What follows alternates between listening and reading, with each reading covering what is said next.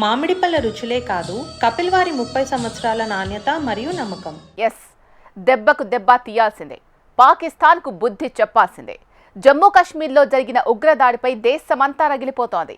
ముష్కరుల దాడిని తీవ్రంగా పరిగణించిన భారత ప్రభుత్వం సీమాంతర ఉగ్రవాదాన్ని ప్రోత్సహిస్తున్న పొరుగు దేశంపై ఇప్పటికే నిర్ణయాలకు ఉపక్రమించింది. పాక్ ఆర్మీ చీఫ్ అసీం మునీర్ రెచ్చగొట్టే ప్రసంగం తర్వాతే ఉగ్రదాడి జరగడాన్ని తీవ్రంగా పరిగణించింది భారత్. పైగా ఘటన జరిగిన తర్వాత ఢిల్లీని పాక్ హై కమిషనర్ ఆఫీస్లో సంబరాలు జరుపుకోవడం వెలుగులోకొచ్చింది. మునీర్ బిన్ లాడెన్ కన్నా ప్రమాదకర వ్యక్తి అంటున్నారు అమెరికన్ అధికారులు. మొత్తానికి పాకిస్తాన్కు ముందుంది ముసళ్ల పండుగ. జమ్మూ కాశ్మీర్లోని పహల్గాంలో పర్యాటకులపై ఉగ్రవాదుల పాశవిక దాడిని అత్యంత తీవ్రంగా పరిగణించింది భారత ప్రభుత్వం. దీని వెనుక పాకిస్తాన్ హస్తం స్పష్టంగా కనిపిస్తోందంటూ మండిపడింది. సీమాంతర ఉగ్రవాదాన్ని పెంచి పోషిస్తోన్న పొరుగు దేశంపై కఠిన చర్యలకు దిగింది. ఈ నరమేధానికి పాల్పడిన ముష్కరులను శిక్షించడంతో పాటు వారిని ఎగదోస్తున్న శక్తులను బాధ్యులుగా నిలబెడతామంటూ పాకిస్తాన్ను గట్టిగా హెచ్చరించింది. సీమాంతర ఉగ్రవాదాన్ని వీడే వరకు ఆ దేశం పట్ల కఠినంగా వ్యవహరించాలని నిర్ణయించింది. దౌత్య సంబంధాల స్థాయిని తగ్గించింది. ప్రధానమంత్రి నరేంద్ర మోడీ అధ్యక్షతన ఢిల్లీలో జరిగిన భద్రతా వ్యవహారాల కేబినెట్ కమిటీ ఈ మేరకు పలు కీలక నిర్ణయాలు తీసుకుంది. జమ్మూ కాశ్మీర్ అభివృద్ధిని సహించలేకే ఉగ్రదాడి జరిగిందని ఆరోపించింది కేంద్ర ప్రభుత్వం. హంతకుల భరతం పడతాం, సూత్రధారుల్ని దోషులుగా నిలబెడతామని స్పష్టం చేసింది. దీంతో పాక్తో ఇప్పటికే క్షీణించిన దౌత్య సంబంధాలు మరింత అట్టడుగుకు దిగజారాయి. భద్రతా వ్యవహారాల కేబినెట్ కమిటీ తీసుకున్న కీలక నిర్ణయాలు ఇలా ఉన్నాయి. సీమాంతర ఉగ్రవాదానికి ముగింపు పలికే వరకు పాకిస్తాన్తో సింధు నది జలాల ఒప్పందం నిలిపివేసింది. ఇరు దేశాల మధ్య ఉన్న ఆటాన్ని సరిహద్దు మూసివేస్తోంది. భారత్ పాకిస్తాన్లోని ఇరు దేశాల హైకమిషన్ కార్యాలయాల్లో సిబ్బంది సంఖ్య 55 నుంచి 30కి తగ్గించింది. భారత్లోని పాకిస్తాన్ దౌత్య కార్యాలయాల్లో పనిచేస్తోన్న ఆ దేశ సైనిక సిబ్బంది అధికారులను అవాంఛిత వ్యక్తులుగా ప్రకటిస్తూ నిర్ణయం తీసుకుంది. వారు దేశం విడిచి వెళ్లేందుకు వారం రోజుల గడువు విధించింది. సార్క్ వీసా మినహాయింపు పథకం ద్వారా మన దేశంలో పర్యటిస్తున్న పాకిస్తాన్ జాతీయులకు అనుమతులను రద్దు చేసింది. మే 1వ తేదీలోగా దేశం వీడి వెళ్లిపోవాలని ఆదేశించింది. ఉగ్రదాడికి పాల్పడిన ముష్కరులను చట్టం ముందు నిలిపి వారికి అండగా నిలిచిన సూత్రధారుల్ని ఆ నేరానికి బాధ్యత వహించేలా చేయడంతో పాటు పాకిస్తాన్ సరిహద్దుల వెంట అత్యంత అప్రమత్తంగా ఉండాలని భారత సైనిక దళాలకు సూచించింది.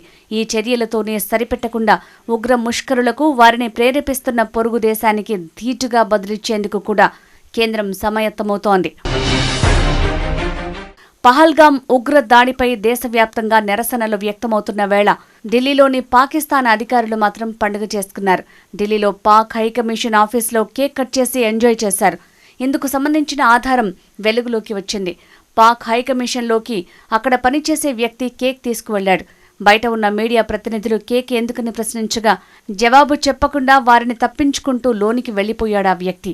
పాకిస్తాన్పై కఠిన చర్యలకు ఉపక్రమించిన క్రమంలో దేశంతో దౌత్య సంబంధాలకు సంబంధించి పలు కీలక నిర్ణయాలు తీసుకుంది భారత్. తాజా ఢిల్లీలోని పాకిస్తాన్ దౌత్యవేత్తకు కేంద్రం సమన్లు జారీ చేసింది.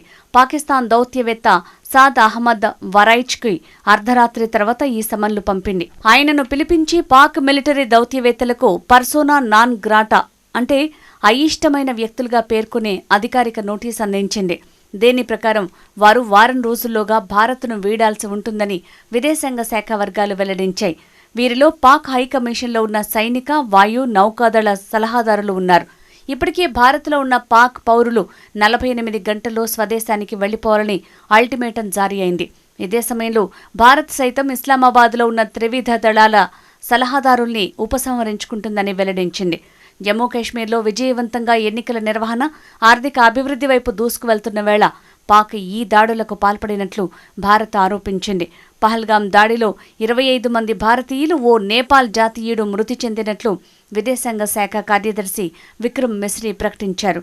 ఉగ్రవాదంపై రాజీలేని పోరాటం కొనసాగిస్తామని స్పష్టం చేసిన ఆయన ఇటీవల తహవూర్ రానాను భారత్కు రప్పించిన విషయాన్ని ఈ సందర్భంగా గుర్తు చేశారు. పహల్గాంలో తీవ్రవాద దాడికి పాల్పడిన వారికి, వారి వెనుక సూత్రధారులకు అతి త్వరలో గట్టి సమాధానం చెప్తామని రక్షణ మంత్రి రాజ్నాథ్ హెచ్చరించారు. ఇలాంటి ఉగ్రవాద చర్యలతో భారత్ను ఎవరూ బెదిరించలేరని ఆయన అన్నారు.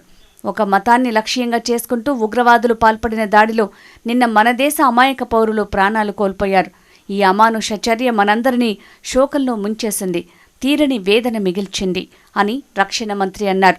ఇందుకు సమాధానంగా భారత ప్రభుత్వం తీసుకోదగిన చర్యలన్నీ తీసుకుంటుందని ఈ దేశ ప్రజలకు హామీ ఇస్తున్నాను అని ఆయన పేర్కొన్నారు. ఉగ్రదాడిలో పాల్గొన్న హంతకులను కఠినంగా శిక్షిస్తామని ప్రకటించారు కేంద్ర హోంమంత్రి అమిత్ షా. హెలికాప్టర్లో బైసరన్ చేరుకున్న అమిత్ షా ఉగ్రదాడి జరిగిన ఘటనా స్థలాన్ని పరిశీలించారు. బాధిత కుటుంబ సభ్యులను పరామర్శించారు. అనంతనాగ్కు వెళ్లి అక్కడ ప్రభుత్వ వైద్య కళాశాల ఆసుపత్రిలో చికిత్స పొందుతున్న క్షతగాత్రుల్ని పరామర్శించారు. అమిత్ షా వెంట జమ్మూ కాశ్మీర్ లెఫ్టినెంట్ గవర్నర్ మనోజ్ సిన్హా, ముఖ్యమంత్రి ఒమర్ అబ్దుల్లా ఉన్నారు.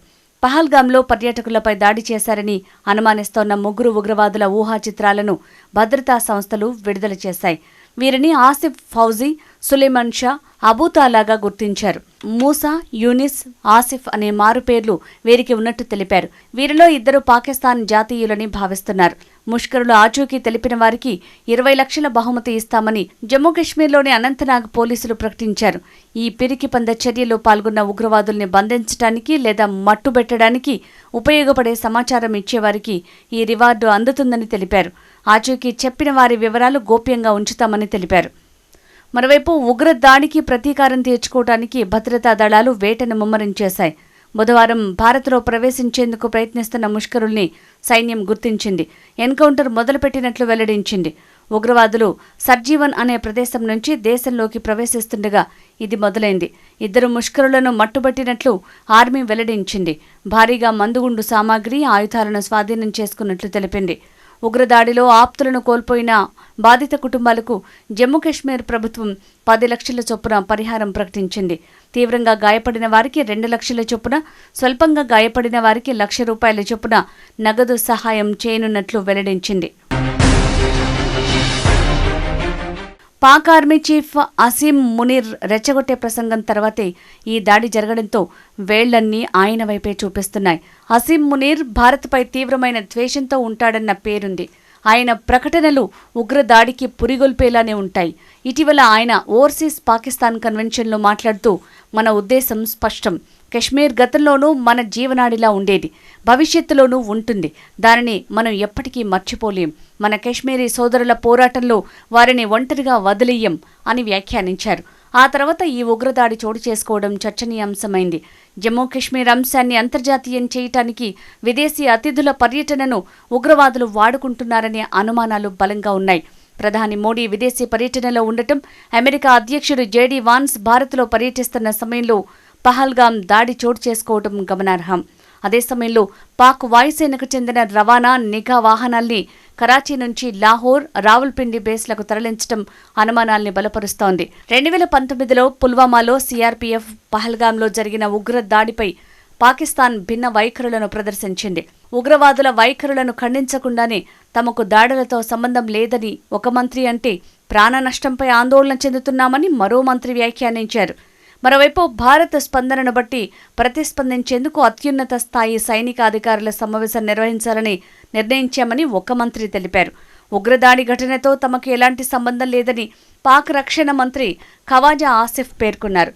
పహల్గాంలో జరిగిన దాడిలో పర్యాటకుల ప్రాణ నష్టంపై ఆందోళన చెందుతున్నాం. బాధిత కుటుంబాలకు సానుభూతి తెలుపుతున్నాం. క్షతగాత్రులు త్వరగా కోలుకోవాలని ఆశిస్తున్నాం అని పాకిస్తాన్ విదేశాంగ శాఖ ఒక ప్రకటనలో పేర్కొంది. పహల్గాం దాడిలో పాక్ సైన్యానికి అనుబంధంగా పనిచేస్తున్న పేరున్న లష్కరే తోయిబా ఉగ్ర సంస్థ హస్తం ఉన్నట్లు తెలుస్తోంది. ఈ సంస్థకు చెందిన commander Saifullah kasuri alias Khalid ఈ దాడికి వ్యూహకర్తగా అనుమానిస్తున్నారు. ఇతడితో పాటు పాక్ ఆక్రమిత కశ్మీర్లోని 2 సహకరించినట్లు తెలుస్తోంది. ఇక దాడిలో పాల్గొన్నవారు లష్కరే ముసుగు సంస్థ ది రెసిస్టెన్స్ ఫోర్స్ టీఆర్ఎఫ్కు చెందినవారు. వారు ఈ మారణ హోమాన్ని మొత్తాన్ని కెమెరాల్లో చిత్రీకరించినట్లు వార్తలొస్తున్నాయి. పాక్కు చెందిన లష్కరే తోయిబాలో ఖలీద్ కీలక వ్యక్తి. లష్కరే చీఫ్ హఫీజ్ సయీద్కి అత్యంత సన్నిహితుడు. ఖలీద్ ప్రస్తుతం లష్కరే పెషావర్ ప్రధాన కార్యాలయానికి అధిపతి. అతన్ని మిల్లీ ముస్లిం లీగ్ సంస్థ అధ్యక్షుడిగాను చెప్తుంటారు. ఇది హఫీజ్ సయీద్కు చెందిన జమాత్ ఉద్ దవాకు రాజకీయ విభాగం. ప్రస్తుతం జేయూడీని లష్కరే అనుబంధ సంస్థగా అమెరికా విదేశాంగ శాఖ గుర్తించి ఉగ్రముద్ర వేసింది. పహల్గాం ఉగ్ర దాడికి నాయకత్వం వహించింది ఆసిఫ్ ఫౌజీగా భావిస్తున్నారు. అతడు జమ్మూ కాశ్మీర్ ప్రాంతానికి చెందినవాడి. తాజాగా దర్యాప్తు బృందాలు విడుదల చేసిన ఊహా చిత్రాల్లో ఫౌజీది ఉంది. ఈ దాడి తర్వాత ఉగ్రవాదులు ముజఫరాబాద్లోని సేఫ్ హౌస్ దిశగా వెళ్లినట్లు అనుమానిస్తున్నారు. పహల్గాం ఉగ్ర దాడిని ఖండిస్తూ పలు దేశాలు భారత్కు సంఘీభావం ప్రకటించాయి. ఉగ్రవాద నిర్మూలన కృషిలో అండగా